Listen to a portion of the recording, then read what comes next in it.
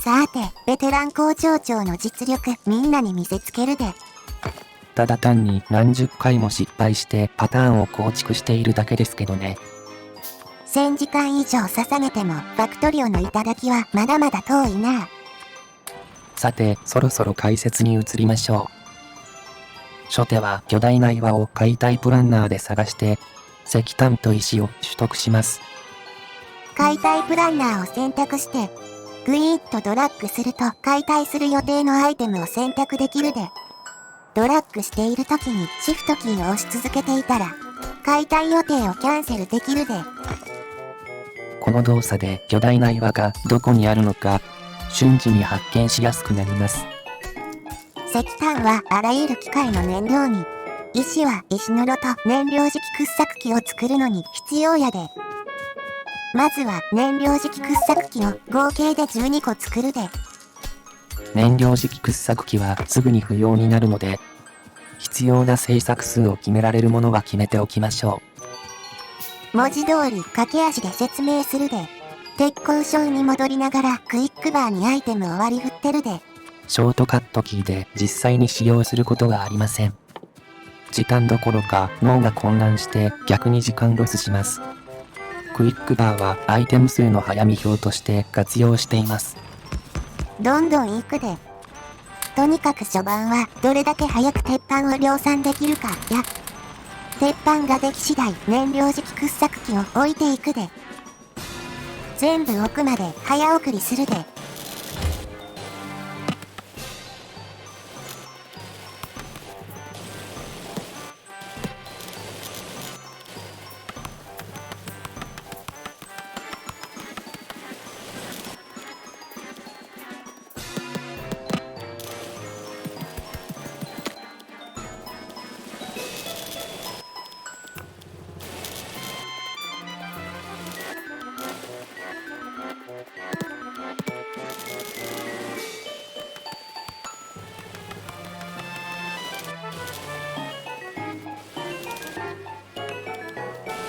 これでしばらくは鉄、銅、石、石炭の自動採掘が完了しました。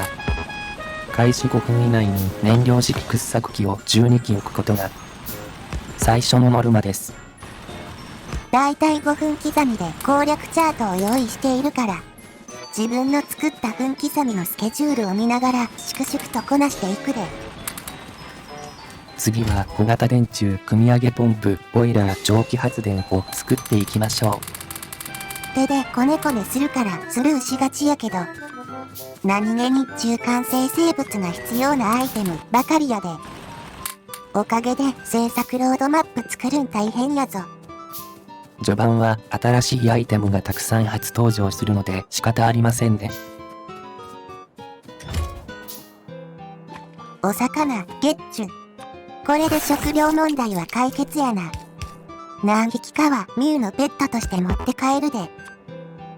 それは誰が世話するのですか？もちろん白夜。ミュウラの宇宙船ちょうど電柱の建設場所にかぶってて邪魔やな。記念に置いておくなんて余裕はありません。電柱打つだけやから早送りするで。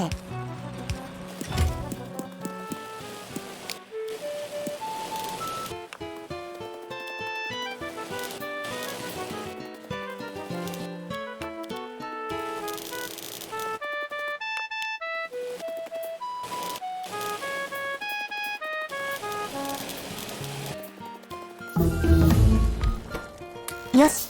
3分ぐらい時間の貯金できてるで。最初の研究はファクトリをたらしめる自動化技術の研究です。素材を放り込めばプレイヤーの代わりに組み立てを行ってくれます。いらないアイテムをうっかり作りすぎないように注意しなあかんな。ここからしばらくアイテム生産の増強タイムや。早送りするで。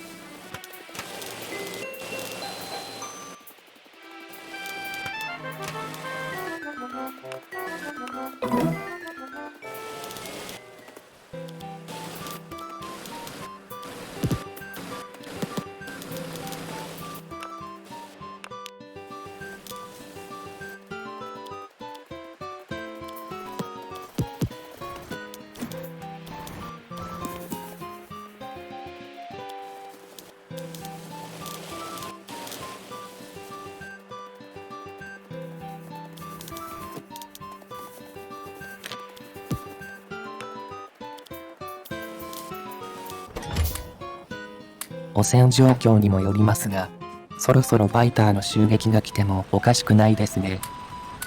なんとなくやけど、砂漠マップより森林マップの方が、バイターの巣がスタートエリアに近い感じするで。森林マップの方が汚染減少しやすい上の調整でしょうか。森林マップやからって汚染垂れ流したら反撃できずに襲われるで。そうなると積む。バイターの襲撃が来る前にガンタレットを設置する。これは絶対にテストに出るで。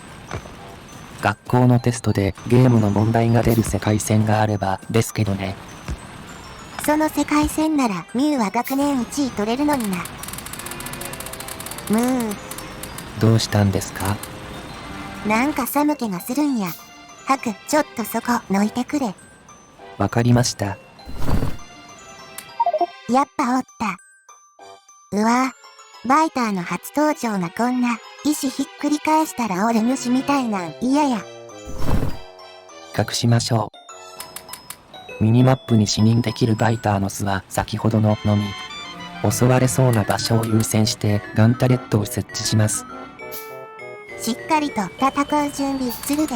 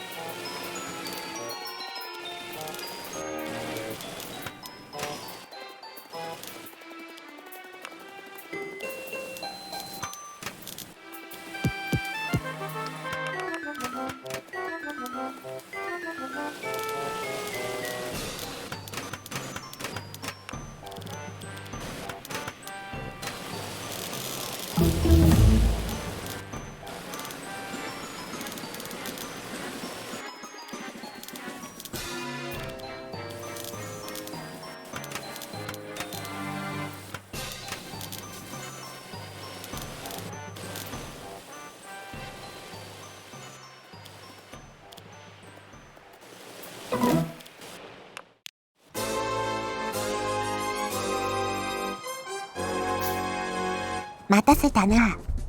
さて、こっちはもう準備万端やで。バイターの皆様、こちらです。多少の傷はしゃあない。ガンガン行くで。この程度の数なら一人で大丈夫ですね。ミュウたちには可愛いお魚ちゃんがおるからな。サブマシンガン撃ちながら空腹を満たすで。残りはワームと巣のみですね。必殺バレットレインでとどめや。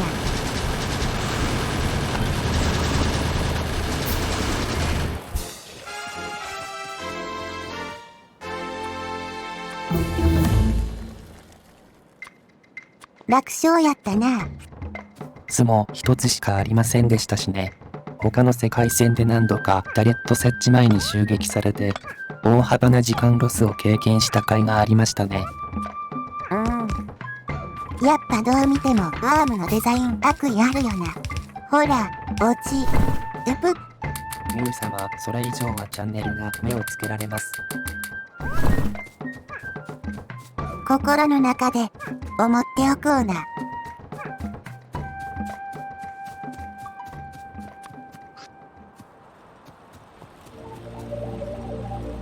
最初の難所を突破し、ここからしばらくは既存のアイテムの量産をします。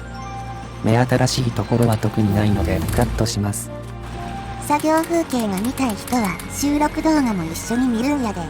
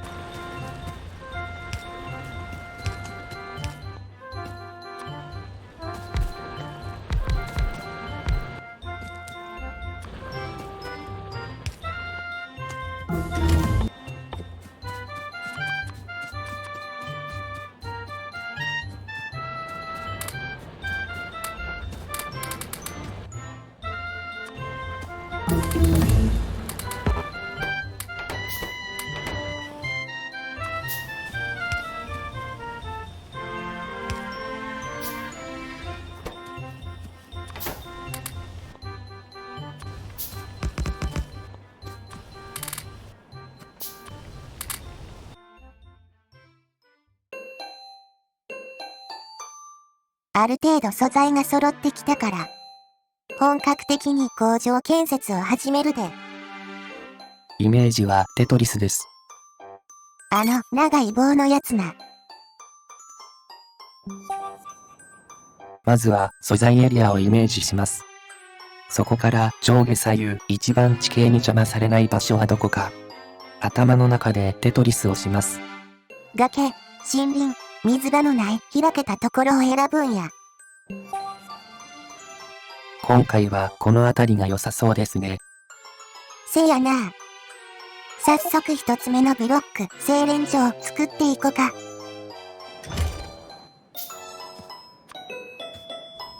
今から組む精錬ラインですが、結論から申し上げるとおそらく最大効率ではありません。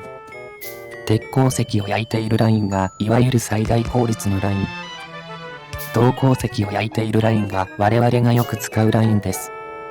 鉄鉱石ラインの方は電柱を多めに使うけど、搬送ベルとライトは少なめで済むな。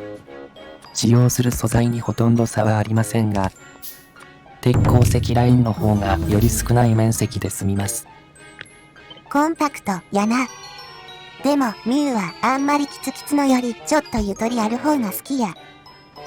というわけで好みで非効率な方を採用しております。堪忍してな。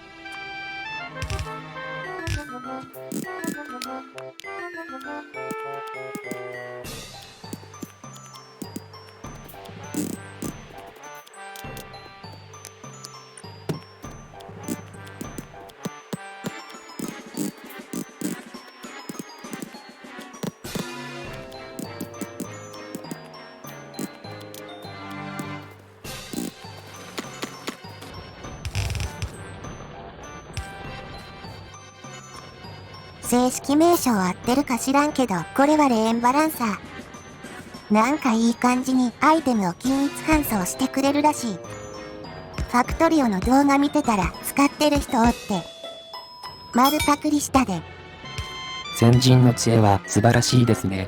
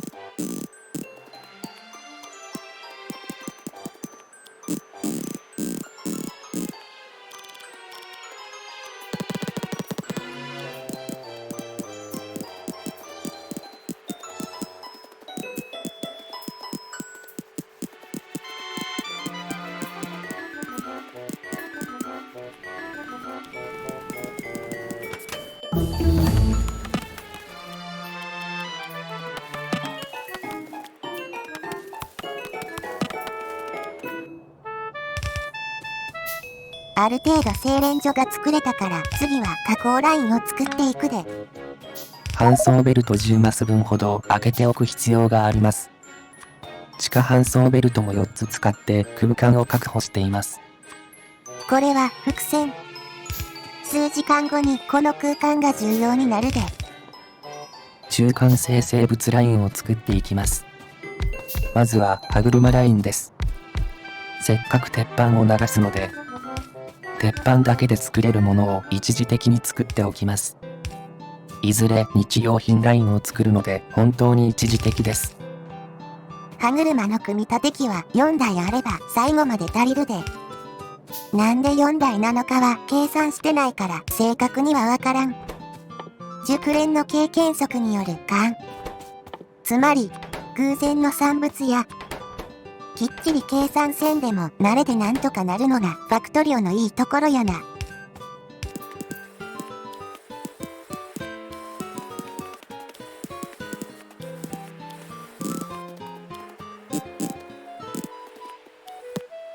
続いて作るのは緑基板ラインです。地下搬送ベルトや地下パイプの通り道を作るため、ラインとラインの間は2マス分開けるのが好みです。好みといえばさっきの精錬所ラインと同じように、電柱と電柱の間に組み立て機を設置するのがお気に入りやで。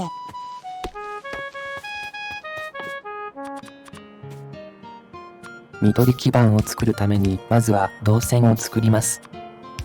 導線は少し厄介で、銅板1枚で導線2つ製作できます。一見いいことのように感じますが、銅板を半分にして運んでいることと同じなので、搬送効果が半減します。故に導線ラインを作るのは悪手だと考えています。導線を作ったら直接二次加工先の組み立て機にぶち込むで。そして例によって緑基板も最大効率より分かりやすさ優先でライン組んでるで。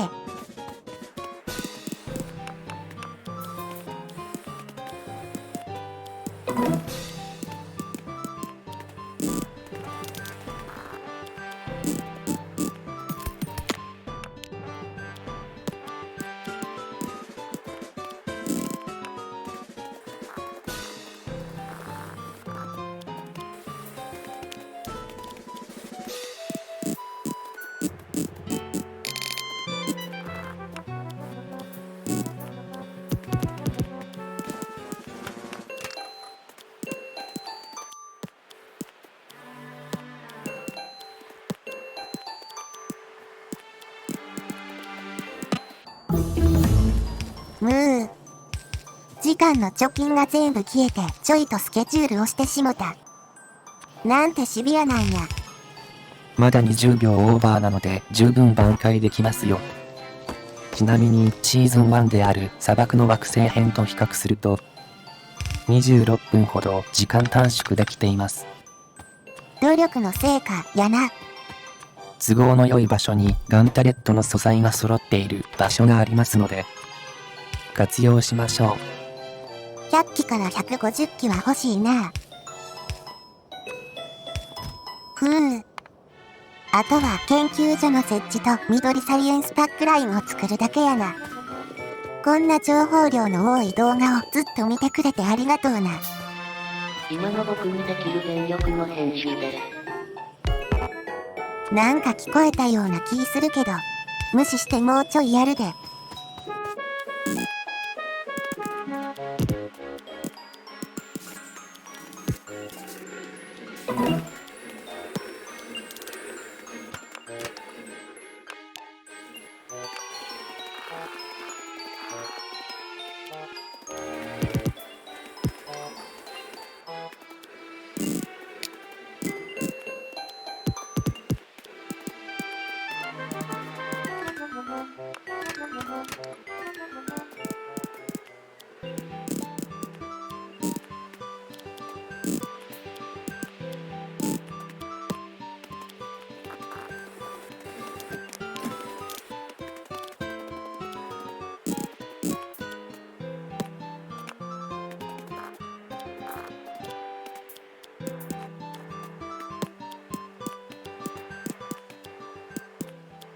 時間的になんとか持ち直せたな。 1時間以内に赤緑サイエンスパックラインは作っておきたかったので好スタートと言えますね。残りの5分は交渉エリアにある動いてないアイテムのお片付けに5分使うだけやで。キリがいいから今回はここまでにしようか。そうですね。